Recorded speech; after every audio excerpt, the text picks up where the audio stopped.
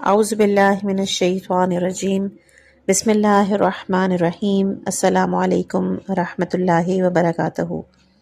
امام علی علیہ السلام نہج البلاغہ میں حکمت نمبر 82 میں فرماتے ہیں، تمہیں ایسی 5 باتوں کی ہدایت کی جاتی ہے کہ اگر انہیں حاصل کرنے کے لیے اونٹوں کو ایڑ لگا کر تیز ہنکاؤ تو وہ اسی قابل ہوں گے۔ تم میں سے کوئی شخص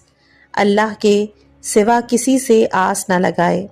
اور اس کے گناہ کے علاوہ کسی شے سے خوف نہ کھائے، اور اگر تم میں کسی سے کوئی ایسی بات پوچھی جائے کہ جسے وہ نہ جانتا ہو تو یہ کہنے میں نہ شرمائے کہ میں نہیں جانتا، اور اگر کوئی شخص کسی بات کو نہیں جانتا تو اس کے سیکھنے میں شرمائے نہیں، اور صبر و شکیبائی اختیار کرو، کیونکہ صبر کو ایمان سے وہی نسبت ہے کہ جو سر کو بدن سے ہوتی ہے۔ اگر سر نہ ہو تو بدن بیکار ہے،